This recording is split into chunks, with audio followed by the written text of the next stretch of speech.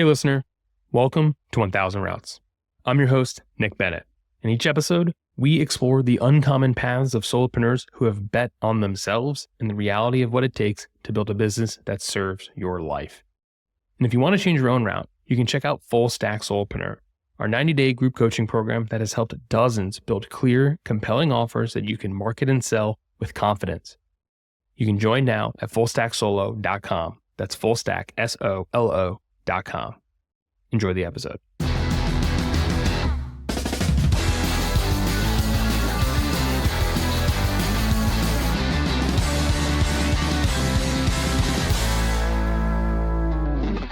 Jay Acunzo, you are the final boss of podcast guests. I hope you know that. And you're trying to defeat me? Is that what's going on? I don't know, but it was like, I thought about this. I was like, when I originally planned the show, I had a list of people I wanted to have on the show. And you were on that list. And I was like, number 1000. Jay Acunzo's, because so much of your platform is about podcasting. I've learned a ton about podcasting from you. Thanks. I am a huge fan of the original Unthinkable, and we'll get into a bunch of this stuff, and I was like, I'm going to have Jay as number 1000. And I was like, I have a long way to go. Let's run this now. So maybe you'll come back for episode 1000. If you hit 1000 episodes, I would love to celebrate that milestone with you. Yes. All right. Done. Lock it in. I have many weeks to go. It's interesting because the first time I heard of you, this is going to be a very bizarre story, but the first time I came across you and your work was the agency I worked at. I onboarded onto this team as like the equivalent of a marketing intern, and they were doing some level of work with you, and they just said, here's Jay Acunzo, this is Unthinkable, here's a thing that, and we help him do something. And I wasn't super privy, I wasn't like a part of any of those things. They were like, and you know Jay Acunzo, and I was like, I have no idea who this is. And I was like, and they looked at me like I was crazy. Yeah. It was at that moment that I realized that I was like way out of my element, because I was like, oh, okay, like I'm not the inner circle of marketers. But I was having fun prepping for this episode because I went to the Wayback Machine and I pulled up your site from that time period. And one thing it said that made me feel like you are you are still unapologetically Jay. You can see the premise like that you do. Yeah. I want to read you your own site. Okay. It says, Jay Acunzo founded Unthinkable Media to make it refreshingly entertaining shows about work with B2B brands. Today, too many shows about career and business are commodity programs, easily replicated, easily forgotten.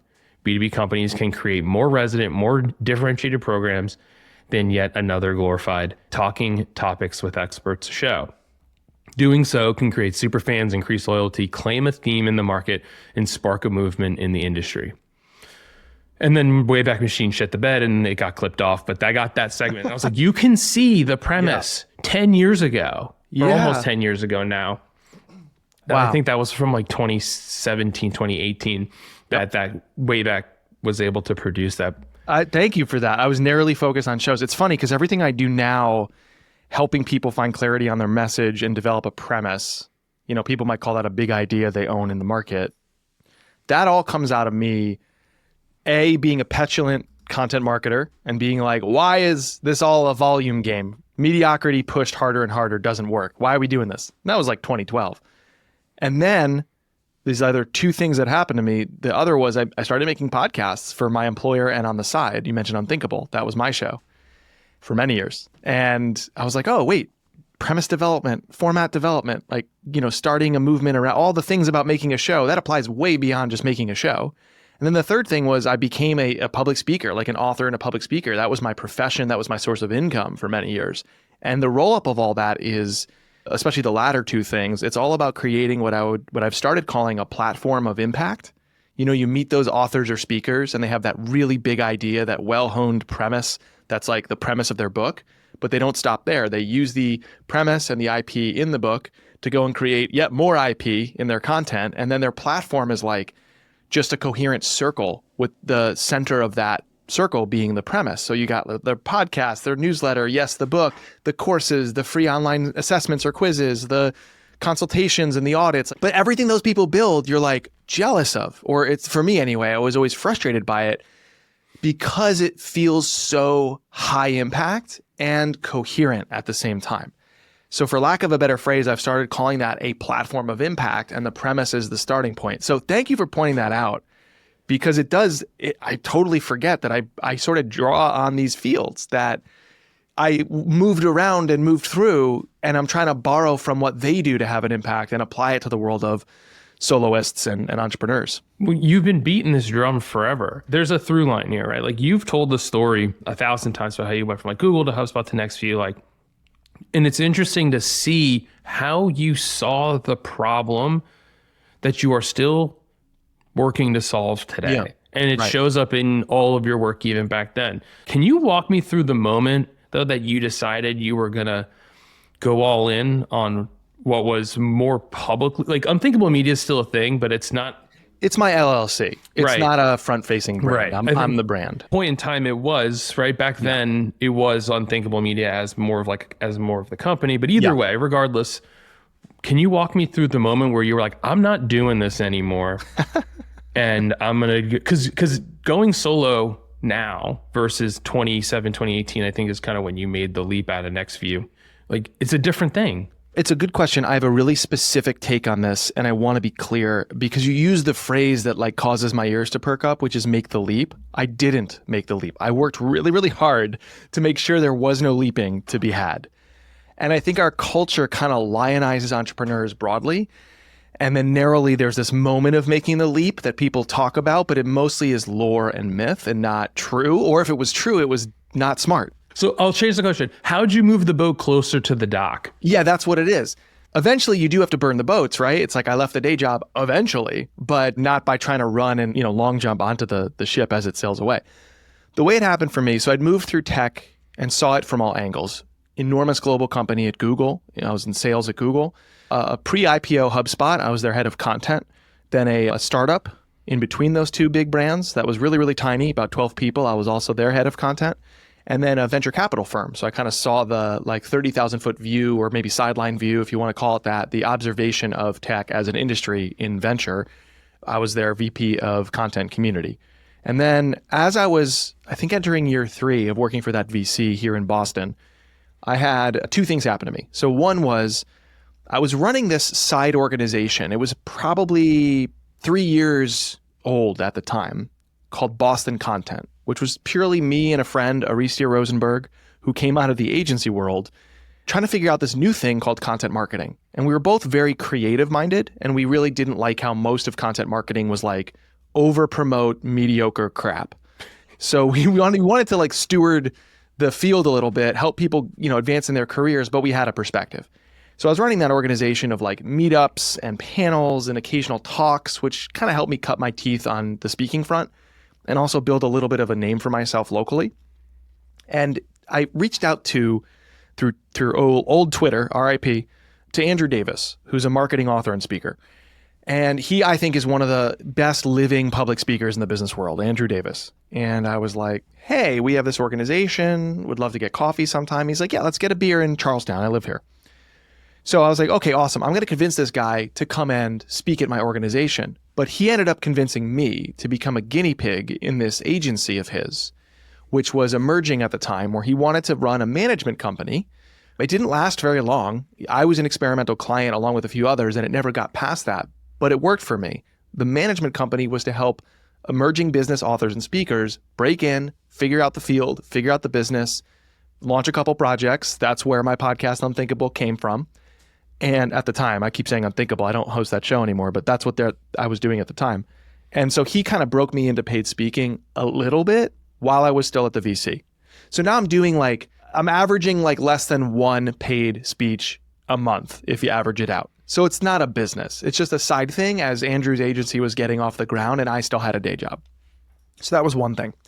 The other thing that happened was, after launching Unthinkable, I now had 2 shows I hosted. One, which was called Traction for NextView, the VC firm, and then the other, Unthinkable, which was about kind of countercultural or atypical approaches to growing a business and a career. And I started getting inbounded by all these companies. Like Drift was big at the time. the CEO was on the show, David Cancel, and he asked me if I could make a show for their brand. And I was like, oh, okay. Like I'd never considered doing something like that. The CEOs of Wistia and Help Scout were both on the show. They were interested in talking to me about making a show. So I was reacting while I was being proactive to the speaking thing. I thought that'd be a nice little side chunk of change. The show development and show hosting for brands, I was like, that's kind of interesting. Like most people really stink at making shows, but they're all doing it for their brands. This is back in 2015 or so.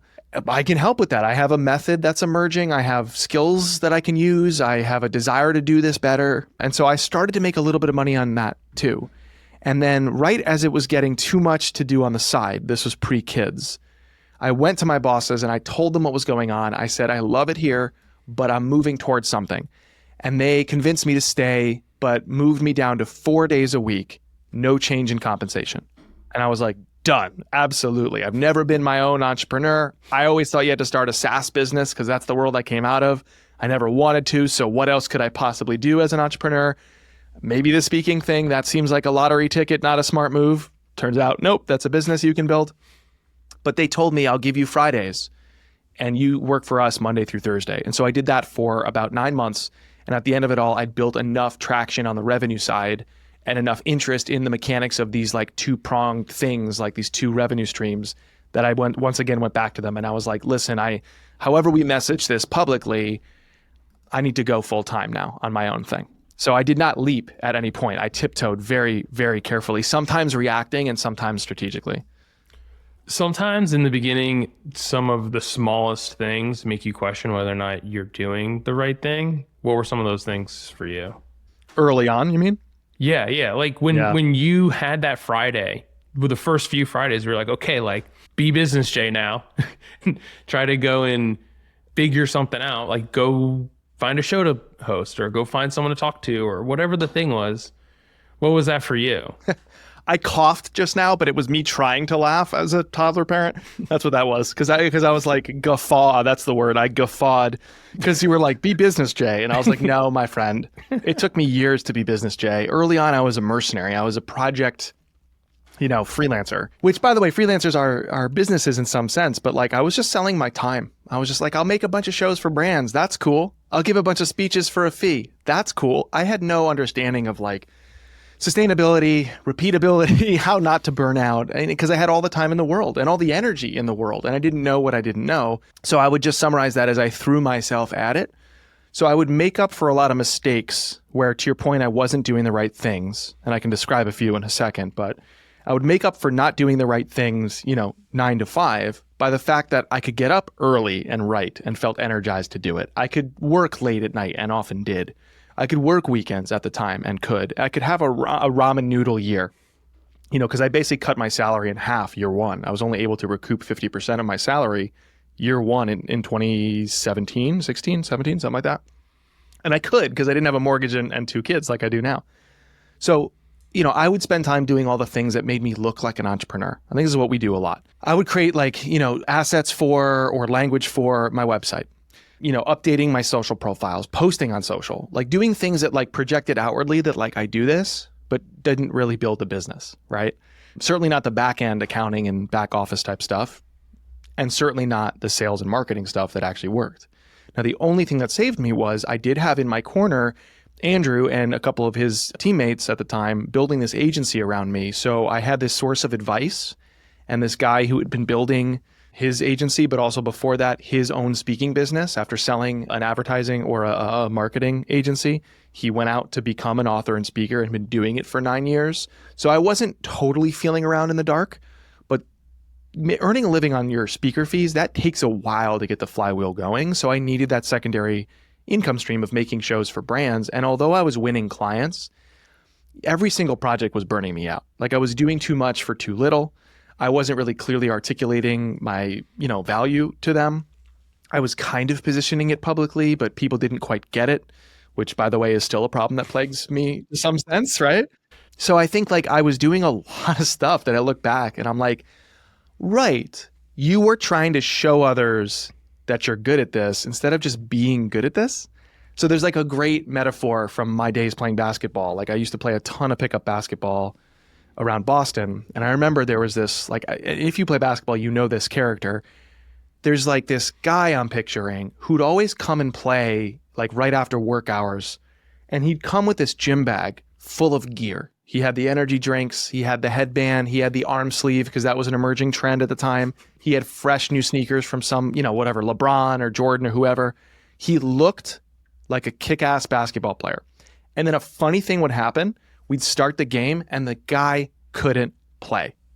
And I'm going, but playing basketball is what basketball is, right? And we see this everywhere. It's like, I want to project that I'm a good entrepreneur. I want to project that I have a good podcast. Let me invest in the gear. Let me invest in the studio. Let me do all these things. Right now, most of my business comes from message design services, helping you clarify your message, or public speaking services, helping you take that message out publicly in the highest impact way I think you can, a speech, right?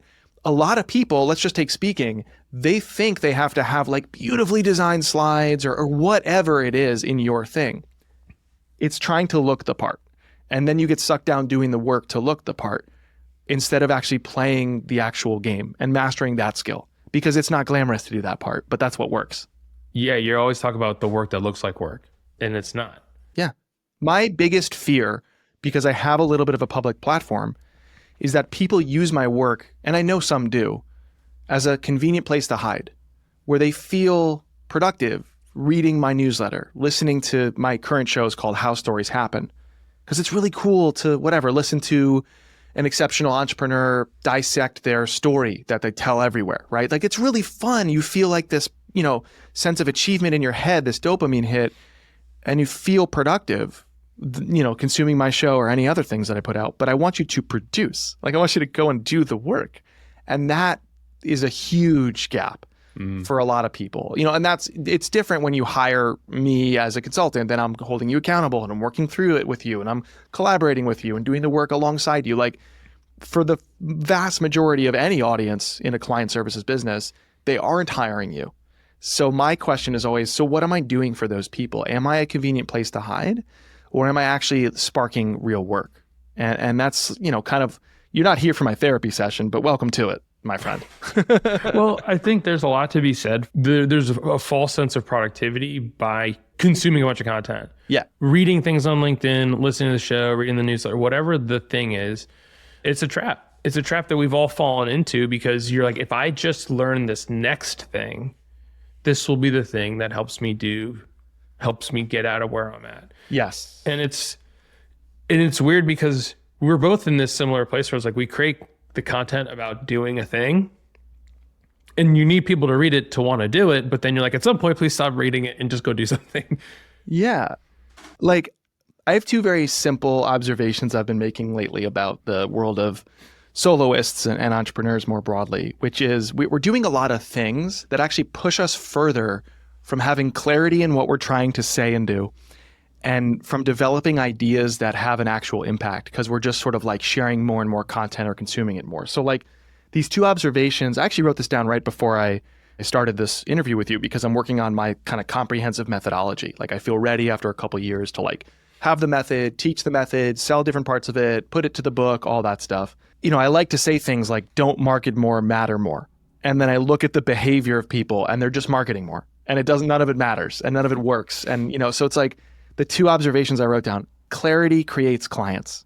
The conciseness and crispness and the resonance with which you communicate creates clients.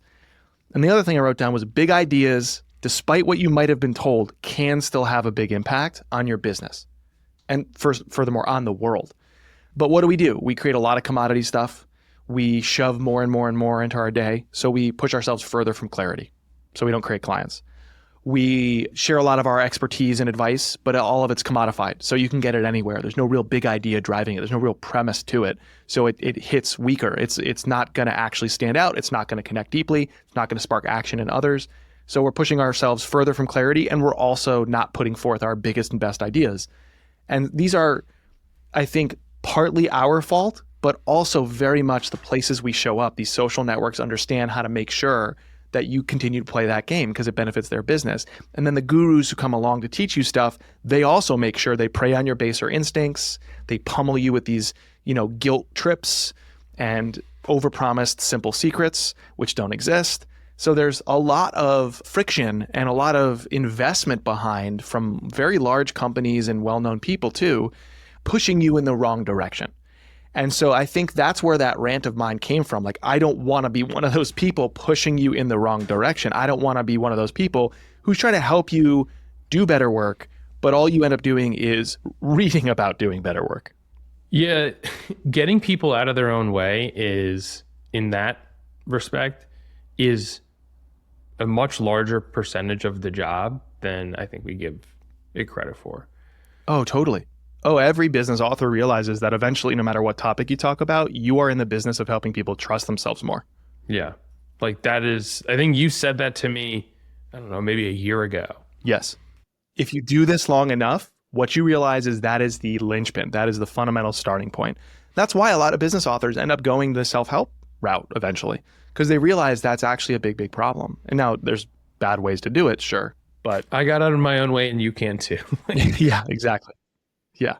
One thing I think you glazed over this, but it seems like it's a really massive part of the process here, which was you reached out to Andrew Davis. Did you just knew him as a speaker? No. Oh yeah, distantly. You knew of him as Yes. a speaker. Yeah. And you were like, I'm going to try and connect with this person and see what happens. Yeah. That right there, first of all, sounds like he made a massive impact on your life. Oh, there's few others I could cite. Probably zero other people who had a bigger impact. I cannot emphasize enough how many shots people don't take. Like I've had a few people on this show in the past that have said a very similar story, which is, Yeah. I just knew this person was kind of in the area and I just figured, why the hell not? And I sent him a DM and then we end up getting coffee and this person changed my life. Yeah. And like being willing to go out and start conversations with people is the number one thing that people are so afraid to do. Mm-hmm. Like, how did you decide, fuck it, I'm just going to go do this and see what happens? Oh, I mean, I don't want to look. Partly, I'm sure it's because I'm a straight white male living in the northeastern United States and grew up in an affluent community. Like the door was slightly ajar for me, if not wide open, when I was born. Like I had to run hard. But Andrew Davis, if your message to him sucked, he didn't, you know what I'm saying? It wouldn't have. Yeah, but what I'm saying is like I got the confidence through just my circumstances. Like it was unearned privilege. I get what you're saying. I can't discredit that. But then there's this other big part, which was I had no stakes. Like I was working at a day job, and then I had like this side project, and I was like going to ask him to come and speak for the side project, and I thought like the worst case scenario is he'll say no. Mm-hmm. And so like, by the way, there were actual stakes in that. Not as big as if you're reaching out to somebody to transform your career with that intention. That was not my intention. So I just want to be completely honest with you on those two fronts. I was naturally confident and also had no stakes in that moment. But to your point, what's the worst that's going to happen? Like I'm always thinking about that. I'm always like, I told you before we recorded, I have a note card on my desk. Every so often I'll be like, what's the most important thing that I'm not doing right now? And I'll write it on a note card and I'll either pin it next to my screen, like tape it there, or I'll just put it on my desk. This one reads, book 5 coffees with solopreneurs from, I have this list of people I trust and admire. Book 2 in real life coffees. Like in my area, actually go out of my office and out of my home to do that. And I was telling you, like, I'm not doing that. Why am I not doing that? And I think it's because I'm tying too many stakes to it. I think it's because I'm thinking to myself, oh, if I book these 5 or 7 coffees, then what's going to happen is they're going to hire me someday. They're going to introduce me to a mastermind owner and I can go and speak to them and it's full of my clients. Like I'm attaching too much risk or too high stakes or value to that. Which, by the way, it might be true, but in that moment, that's not what's actually happening.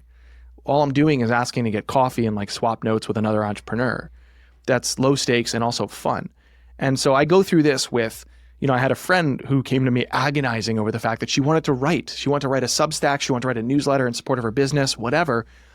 But Jay, what if people in my comments are mean or take this out of, out of context? Or, what if I go viral and get put in front of these crowds I didn't intend to? And I said, that's future Mia's problem. Like you're talking about brilliance problems. Like you're so good that that's happening, that you have an audience, that you're getting shared, that people are debating you. You have a momentum problem, not a brilliance problem. So solve the problem that you have, right? Can you hit publish once a week for 6 weeks? Start with that, right? So it's not, can I close 7 clients right now? It's, can I hit send on a request to get coffee and catch up to 7 people, 10 people, 20 people? Like, that's it. You just like, it's so easy just to overthink things by imbuing them with undue stakes. So can we lower the stakes to take that next step forward? You know, as my friend Michelle Warner says, you don't need a strategy. You don't need the playbook. You need a sequence, right? What's the next right action to take? Just do that. It reminds me of our mutual friend, John Benini. When I had him on, he shared a story about how he got Ryan Holiday and Seth Godin on his podcast in like, I don't know, 2012 or something. Yeah, right. Like, when no one was podcasting. And I was like, how'd you do it? He goes, I just emailed Seth Godin and asked. And he said, okay. Yeah. Like, part of it is just being willing to do the thing. It's like, someone told him, you're never going to get Ryan Holiday. He's on all these shows. He's so busy. He's got all this stuff going on. And he was like, well, all right, maybe. And he emailed him and he said, sure, I'll come on your show. Yep. Because it was that part of the process. I mean, look, today it's a different world, but like, it doesn't change the fact that being willing to start conversation with somebody, whether it's get a coffee or whatever the thing is, and coming to the table with like a genuine request, like people can sniff it out. Yes. If you're not being genuine, like I can't tell you how many DMs I have in LinkedIn. I'm sure your LinkedIn inbox looks worse than mine. That's because horrifying. People go, hey Jay, I just want to connect with some like-minded entrepreneurs. And then you accept it. And then they're like, so this is what I do. Would you like to jump on a 30-minute call? And you're like, your request was not authentic. Yeah. There's this guy in my inbox right now, and he sent me this really nice connection request talking about my work. Now, I've been around the block long enough to know that a compliment is usually like how these people are taught to templatize their outreach. But I accepted it, give him the benefit of the doubt. It's like, he seemed genuine. Great. And then he immediately follows up with like, hey Jay, I don't know if you saw, I sent you an email. And I was like, cool, let me see, if I can find it. And I said, but in the meantime, we're exchanging DMs here. How can I help? And he goes, well, inside there's an offer you can't refuse. And he sent me the Godfather gif. And I was like, oh God. No. So let me read you the last 2 DMs in this exchange. No. Before I marked it as spam. Here's, I dug it up for you. I said, okay, you are trying to sell me on something. No thanks. I thought this was a friendly greeting or maybe a request for support in ways I can help you, but now I understand this was a tactic. Feels icky. Now here's the thing. It's like playing whack-a-mole. It doesn't matter if you do that once because they'll all crop up a million other times. This is what kills me. Sorry you feel that way. Could have still made a good chat, but I see where you stand. In other words, he's like, screw you, Jay. That's a you problem. What? I'm like, what the hell? And maybe you have to wire yourself that way. But I like, my entire philosophy is antithetical to that. My entire, like, if you're a speaker, you're kind of wired this way, or you should be. If you're an author, if you're a service provider, I think it's just a person thing, not necessarily like a niche thing. It's transformation over transaction. If me, Jay, get a whiff that someone is trying to transact me, I'm gone. I don't care what you have on offer. I don't care how good your intentions are, because you're ignoring the context of everybody trying to transact everybody on the internet, right? So it's like, just be a human. Be like, Nick, I would generally just like to have coffee and learn. By the way, then you don't follow it up with, spam. This is what drove me out of HubSpot. I was only there for a year. It was all letter of the law helpfulness, not genuine helpfulness, because it was very much like, we are going to provide you a blog post. At the end of the blog post, here's an ebook, the ultimate guide to the topic of the blog post. If you like the blog post, download the ebook. It's free, but it's not free. We're going to ask for every bit of information possible. And then we're going to, quote, lead nurture you, meaning bludgeon you, with spam. Spam is not something that's meant to, whatever, get your bank account and like the phishing scams. That's not what spam is. Spam is when your expectations and what's being delivered are so far apart that you feel actively repelled by it. The same email can be spam to one person and very welcome to the other. So this is like what we're living in, this era. Everyone wants to transact. And if you're the type of person that genuinely wants to transform, I don't know, man. I think you win, or very, very least, I want to talk to you more. I do the human thing. It blows my mind how often I have to reinforce the concept of just be a human. people are like, well, what am I supposed to say to somebody? I'm like, if you read their newsletter, say I read your newsletter and I did the thing Yeah. that you said, and say thank you. Like, here's what's worked for me. Hey, Nick, I don't know if you know me. I've been following your work for a little while. I have recently shifted from selling B2B to selling to entrepreneurs. I'm trying to get to know more entrepreneurs in this space. Can we chat? Now, these are the people that are somewhat familiar with me. That's great. Because I'm like, listen, I don't know this space like you know this space. Do you mind having coffee? Great. Like I never get emails that are like, Jay, I know you have this distinct premise to your podcast on how stories happen. You do this with your episode formats. I think here's an example of what we might do together. Would you consider bringing me on your show? I don't get that. I get very templated PR pitches. Like, here's what I'm trying to say. The bar is so low. It's so low that it's like offensive to me when people still somehow slide under it. well, because I get these pitches all the time. We think X person would be a really great fit for 1,000 routes with Nick Bennett. You're emailing Nick Bennett, first of all. Yeah. Do you want to know how I know that this is a contact token in your CRM? It's because you referred to the show as 1,000 routes with Nick Bennett. You know what I did on my contact form? Man, this is turning into a rant. I might have changed it, but a while ago on my contact page on my website, I put the policy at the top that I don't accept pitches of services or products or pitches to appear on my podcast. And at the bottom, I say, please confirm this is not a solicitation or pitch of any kind. And it's a checkbox. And I wrote something that's like, I confirm this. And if I'm lying, and I made some kind of like, I admit to being a complete and total fool that's about to email Jay, who's going to just delete this and mark it as spam, whatever. Now I've made it positive, which is, I confirm this isn't a solicitation or pitch. While I'm at it, by checking this box, I also agree to trust myself creatively more often and stop holding back from sharing my ideas and stories all the darn time. Thanks, Jay. You've helped me change my life through a tiny checkbox on a website form. So that's what I have now. But it very much started as like, how do I make these people see what they're doing? And you know what I've realized? You can't. You just can't. So you have to ring the bell for what you believe in and bring the right people to you and just ignore the rest. That's such a wonderful example of like what you're getting into, like very unapologetically Jay, on that one little checkbox. Like you have found a way to make filling out a website form part of the Jay experience, whereas like mine's like, how did you hear about us? And it's like, I don't know, there's something to that the way you break the fourth wall, I think is basically the thing that I'm trying to get at here. That's the problem. We're all mature. I only sell to mature adults anyway. Like, we know what's going on here. So just be honest. Yeah, there's a lot of bait and switch. This goes on with public speaking too. It's like every event organizer wants you to customize your talk. And some of them ask if it's a new talk or you've given it elsewhere. And it's performative. Like when you're hired as a speaker, you're like, I'm bringing the best material possible. You don't want brand new, never before given, because it's going to be the worst thing you've ever seen from me. Like you want the best. So like, can we drop the act? Like my serving you means custom, not new. But for some reason in the sales process, people ask for, is this new or not, right?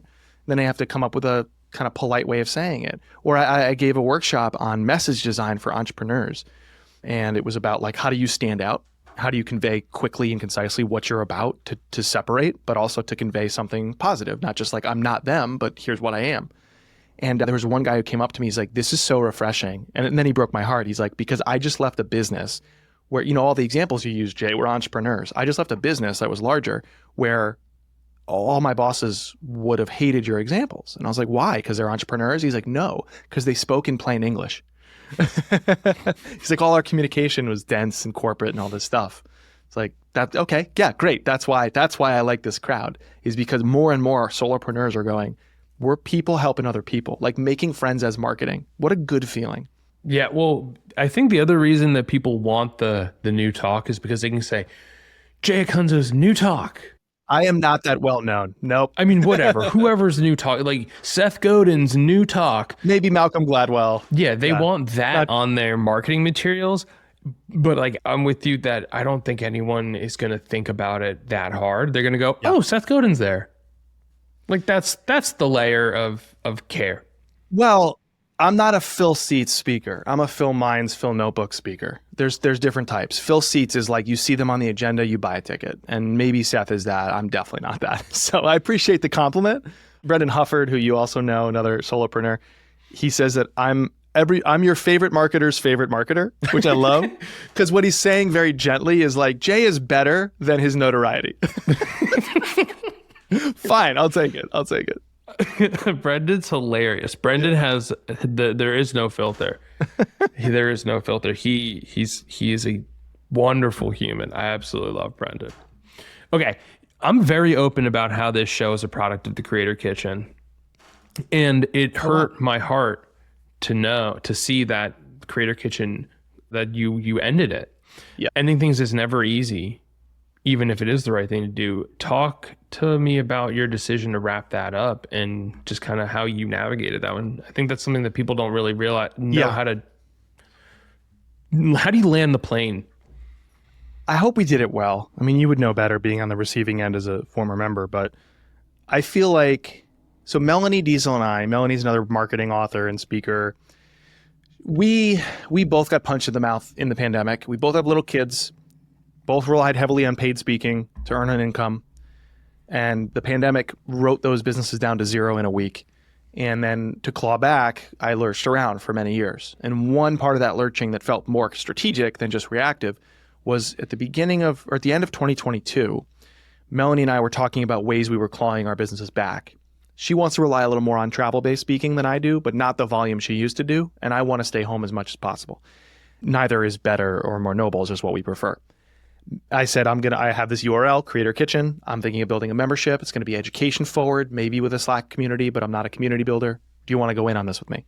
So we built this community group for 2 years. Along with that group, we had to figure out what is our core business. What do I sell? And it was really hard to get out of my own way to figure that out for many years. And so about 18 months ago, I asked myself 2 questions. I don't know where these questions came from. I don't take credit or ownership over them. And if they help you, I hope you use them too. I thought to myself, okay, number one, if I were in a room of 100, if I was one of 100 in a room of like knowledge workers on the internet, what am I the best at doing there? Not the best in the world, but in that room. And then the second question I asked was, what are the people who are most impressive in my network? The most impressive people in my network, what are they most impressed by coming from me? And the answer was the same for both. It's all things public speaking. I know how to give a better speech. I know how to teach better speaking. I know how to help you drive client results, like booking leads or getting invited to keep speaking through your speaking, like all things speaking. I could walk to the front of that room of 100. And again, I'm not the best speaker in the world, but I'm often the best speaker in the room. And I wasn't doing anything with that. And then I would give a talk. Like I remember this one distinct moment where a CMO who's been giving talks for his different brands for years came rushing up to me, and we know each other. And he's like, Jay, he came to see my talk. He's like, can you give my speech later today? Like that was freaking fantastic. Like I got to talk to you about my speaking. It's like, oh, right. The most impressive people in my network are most impressed by that coming from me. And I was not selling anything to do with that, and I was not teaching it. It'd be like you leave 20 years of being a copywriter for awesome brands to go start a business for marketers, and everyone goes, you're going to teach copywriting? And you're like, no, I thought I'd teach tap dancing, right? It's like, what was I doing? So I got out of my own way, recognized where I find the overlap of what I'm really great at doing, what I love doing, and what people feel a need to do themselves, and oh, by the way, might pay for. And that started to take off. So eventually I had to make the main thing and work with people on their messaging, on their story constructor, on the argument and big idea that they want to own publicly, and pressing all that into thought leadership, most notably speaking, right? Like that's what I want to help people do who have substance and expertise and services that they offer without them having to quit their day jobs and go be a professional speaker full time. I want them to communicate with the same power. And so Melanie and I looked at in the eye, and her business was starting to take off. She develops frameworks, branded frameworks for entrepreneurs and for organizations. And we started getting more traction. And so it was a matter of like, okay, we first have to just let the main things be the main thing. And let's go out on a high. Let's not run the restaurant that gets real sad because the owner didn't know when to quit it and tried to operationalize and automate everything. So we broke the news to the membership at the beginning of this year and wound it down after a couple of months. Gave everybody access through the end of the year to the resource library. And it was a hard decision, but I think it was the decision we had to make, both for our businesses and also for our members. It's like hearing you tell this story and then also being a member, I can see the tension because there were so many people who enjoyed, like they felt like they had found their people there. And I think like your mission and Melanie's mission to like bring together people who give a shit about making things that people give a shit about, that whole thing brought together a whole group of people. And I mean, I've met some amazing people there, and I've kept in touch with so many of them. That means a lot. That means a lot. It's been fun. I think we have to pay attention to our energy levels more as entrepreneurs, because we're always we feel so high or so low all the time. Like, and then we're told like, don't get too high, don't get too low. I actually think you need to pay attention to when you feel either extreme and calibrate, because what I found so drained by with running a membership was, unlike all the things I do now, client services, paid speaking, boot camps virtually and in person, corporate trainings, these are things that I'm able to develop, then deliver, and then improve them, and then deliver it again. A membership is always on. There's no break. It's almost like being a parent, where like there's no one thing that's exceptionally hard, you know, if your kids are healthy especially, but everything is a little bit harder everywhere you go all the time, both relating to being a parent and everything else you're doing. That's how it felt. It was like everything is a little bit harder executing the membership, and also everything else I'm doing, I'm being kind of switched on and off too much switching cost. So everything got harder. My baseline stress just went up a little bit. And I think that's because this always on thing with a product like a membership means you are proactively trying to develop and sell it, delivering it to existing members, and then reacting to improve things for those existing members, all three of those all the time. So you're simul-processing all those things. And I realized like, I don't like that. I'd much rather go, like not go away, but have stations I move through of like, I'm building the speech, I'm giving the speech, I'm improving the speech. I'm building the boot camp, I'm filling the boot camp, I'm delivering the boot camp, I'm improving the boot camp. Same with like a client service, like consulting offer, right? Like what is the motions we move through, the phases we move through with this client, and what are the calls and the structure of that? And then I finish it and I think about how could I do it better for Nick if he hires me, right? That's much more like energy giving than draining for me. And for someone else, it might be the opposite. But I think we need to pay more attention to what drains us and what gives us energy, because mostly we live on the extremes because of the volatile nature of what we're building, or we're told don't sense those extremes, which might be a mistake. Yeah, emotional whiplash is a very real part of always doing this business. Doing anything, but it's like extra. The volume is much higher in this line of business or in this line of work. Can I step out of the interview for a second? I hope you keep this in. The words you're hearing me utter, I've never uttered. Like you are asking questions. This is about a topic that I don't get asked about enough. And I love that. I'm having so much fun with this. Nice. Like you're not allowing me to shut off my brain and just give you a soundbite that 7 other hosts have asked me. Because that's what usually these devolve into, right? They devolve into like, Jay talks about this. Come on our podcast and talk about that too, Jay. And here's the question you've heard a million times before. And then I have to, because I'm trying real hard not to like shut off my brain, I have to come up with an original thing to say so it doesn't sound like I'm turning off my brain and giving you a soundbite because I've been asked this 7 times before. So I'm having a ball. Good job. This is why I said you're the final boss of podcast guests, because I was like, how am I have to show up and ask a question to get you to say a thing that you've never said before. Yes. And try to do it in a way and not try too hard. Yeah, I mean, there's only 2 reasons someone says that's a good question. Either 1, that's a good question, or 2, it's not a good question and they're buying time so they can actually think of an answer because you didn't construct it in a way where you knew they'd have to think, so you vamped enough where they do. Like that's a subtlety I love about interviewing, is if I ask you a really like an introspective question, I have to vamp or give you an example. You're not going to listen to me do that. You're going to be in your head thinking about your answer. So anyways, when I say that's a great question, I mean it, man. This is great. That is the highest compliment. I greatly appreciate it. Thank you, man. That means a lot. Oh my gosh. Where do we go from threw here? You completely. You just threw me.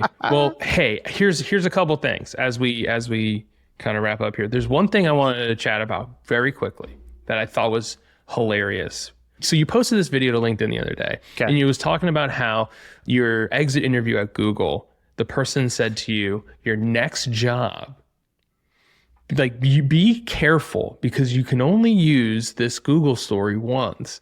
Yeah, he said, you make sure this next startup, Jay, is really the job for you because you can only play the Google card once. Right. And so I don't know, there was like a twinkle in your eye when you said it, because I swear it's like became a personal challenge to make a living off of telling that story. Like, you've used the Google story, like that's the story that I think a lot of your platform was built off of. Maybe it's not the core signature story anymore, but it's one of the core stories that I've heard you tell over and over and over again about how the problem that you seek to solve came into focus for you. And I just found this hilarious, that almost like, did you know it at the time? You were like this moment, this experience here is one of the demarcation points in my life that is going to like fuel so much of the 10 years from now, really. I didn't know it was going to fuel anything. I knew it was an important, like in the map and the route you're kind of constructing that is your career, you're putting dots down on the map, like stops along the way. I knew quitting Google would be a larger dot. Like, I will remember this forever because it was my first job out of college. And it's Google. It's Google. It was where I met my wife. It broke me from this story that was running in my head from being a good student, where like you go to a good school, get good grades, join the clubs, be the president, join the teams, be the captain. Then you go work for the most famous brand you can possibly work for. And that's success. Because that was what previous generations thought, or at least lots of people who colored my experience growing up thought. Same. And I was miserable for 3 years and I didn't know why. It's because you're handed this box labeled career that's full of stuff other people put there. And then you get into your career and you have to learn what to keep and what to throw away and what to replace it with. So there's a lot of self-awareness, like to rewire my career would be a mistake because I like where I'm at. But if I could give my younger self advice, I'd be like, listen, you're trying to make every job the job. A, that doesn't exist really, not anymore, or not for you anyway. And B, you're in your 20s. You should be picking up context and network and experiments and learning, not trying to like find the thing because you don't know what the thing is. And you thought that the discovery phase was school, but it's not. It's experiencing actual jobs. Like, how could you pick? That's the bullshit we go through when you're little. What do you want to be when you grow up? I don't know. Why would you ask a 6-year-old that? My mom, every time life and business and stuff come up in this way, my mom's like, Nick, I still don't know what I want to be when I grow up. Okay, everything about my being from when I was a kid to now, creativity has played a big role. Making things, writing, performance, story, all of it. There's only one truism that, I'm trying to shove at the world about creativity, because we're losing sight of it, especially because of all the stuff that we talked about on social, all the false certainty and the gurus and the systems. Creativity is not the instant manufacturing of brilliance. It's the consistent pursuit of curiosity. That's what it is. And a lot of things in school push that away because we're taught you have to have the correct answer, right? You're not taught to muck around and get comfortable in the mess. The mess is a problem to be solved. No, it's actually in the mess that you find your best. You find your learning, you find when you're writing things, that's the turn of phrase you needed, that's the direction you want to go. Like the analogy I use is so much of everything I do for clients or myself, message design, writing essays, hosting podcasts, drafting and delivering speeches, like stuff I do, stuff clients do, everything. It's like, you remember those RPG video games where they'd show you a map of the world that you were exploring and you would be in the home base kingdom and the kingdom would be lit up and everything else would be black shadows on the map until you visited that area and then it would be lit up on the map view too, right? That's so much of career, business, creativity, writing one damn newsletter piece, right? Like I have to be in the mess. I have to muck around. I have to visit this little thing or that little thing because when I'm there, I find all the good stuff. I figure it out. And so no tool that allows you to skip the mess, no simple system that someone gives you can actually replace you having to go through that murkiness and that shadow. And so to me, I didn't know the Google thing would be this evergreen story I'd tell everywhere, but I did know that okay, I've just illuminated something really big, not just because of the brand name associated, but because that threw me off for many years. I didn't know why I wasn't happy. And looking back, I can now make sense of it through story. And by telling that story, I hope you say, you Nick, or you, the listener, not only is Jay speaking clearly, but I feel a connection. And I think the power of combining clarity and resonance, clarity and connection, that's where your ideas start to have an impact. The smirk on your face in that video, and I feel like you sensed the great irony, and you were like, there was some sort of, I feel like you got what you were looking for out of that moment, which was like, you were wrong. Well, I'm obsessed with this idea that marketing is getting shouty, but what if you could whisper? What would you say if you had to? If you couldn't shout, if you couldn't repurpose something in a million channels, if you couldn't put it in front of 1,000 people, what would you say if all you could do was whisper? What would you say? How would you build towards that? How would you deliver it so that the person who hears it thinks about it 10 times a day and then goes and tells 10 friends? And so that story, I wanted to try my hand at that story. I'm very inspired by a storyteller named Neil Ford, who does a lot of these straight to camera short stories about the business world. Neil Ford, F-O-A-R-D.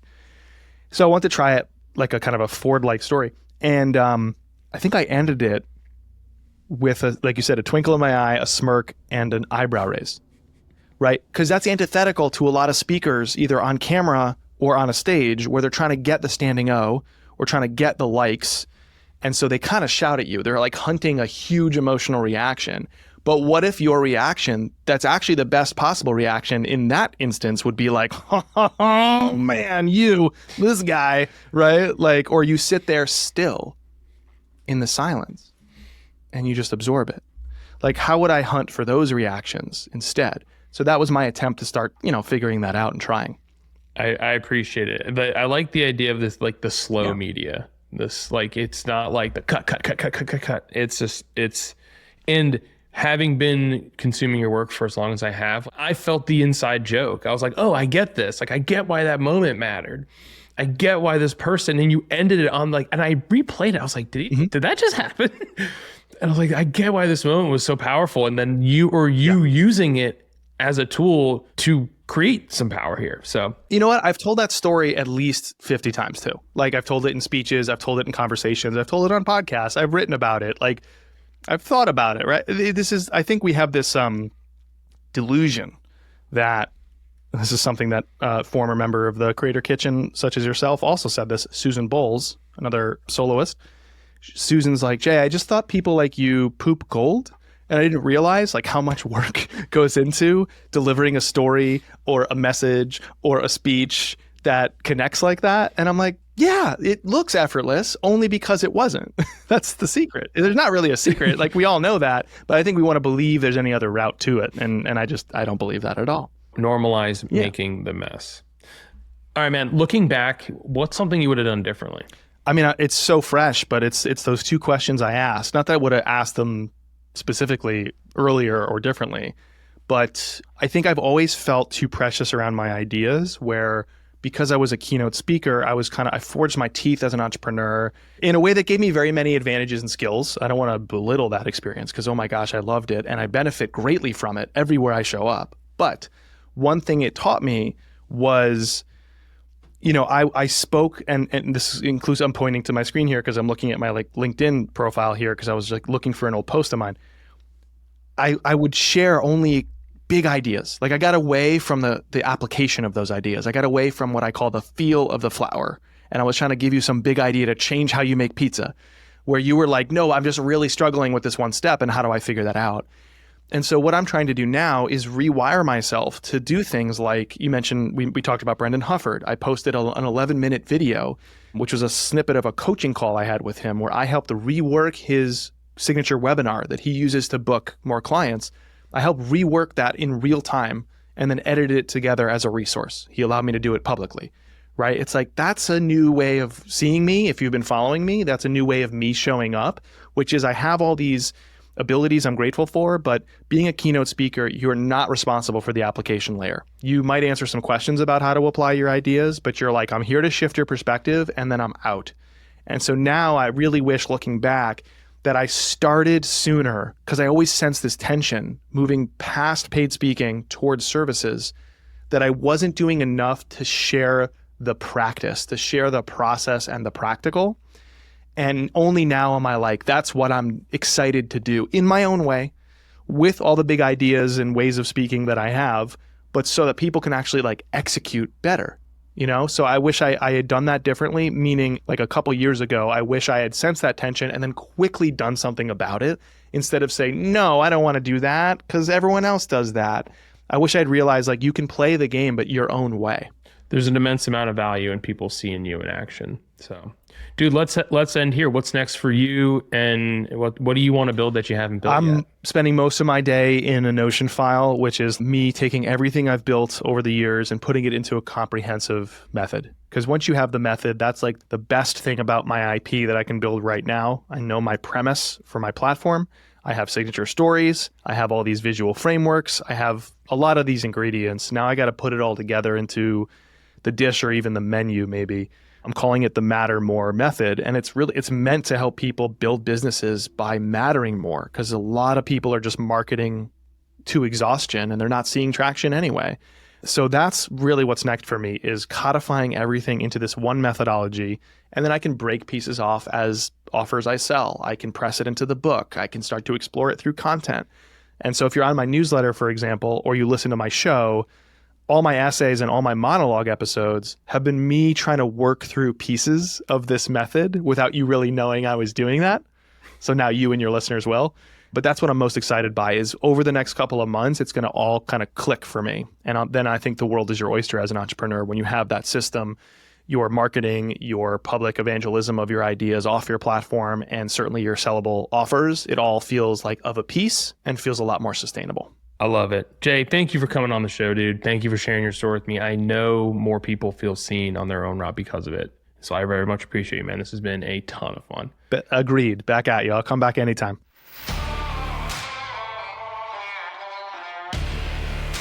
Hey, it's Nick. Thanks for listening.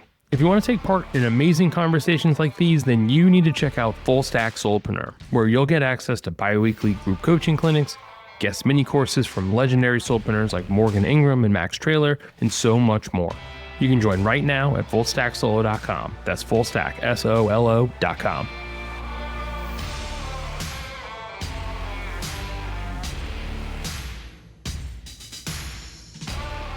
If you were to leave Earth tomorrow, you'd board a rocket ship headed to your planet of choice, what would be your last meal here? Oh, I've asked that question before. Did you steal this from me? I think I've stolen a lot of podcasting like setup tips from you because... Wait, you know why I asked that? I asked that to loosen people up. Yeah. Well, I think you're loose, but now it's become like a shtick where I bolt it on to the end of the episode. Ooh, I love that. No, that's great. So I'll have I'm going to do a massive compilation one day. I love that. All right. My last meal on Earth would be a Sally's Pizza or Sally's Abits in New Haven, Connecticut. It's got to be the New Haven one, though. Of course. Yeah, that's the original. They've expanded to different locations. There's one 10 minutes from my house, which I love. But if Sally's is 100 out of 100 in quality of pizza and, the memories too, then the one near me is like 92 out of 100. So I got to go with the OG Sally's Abits in New Haven.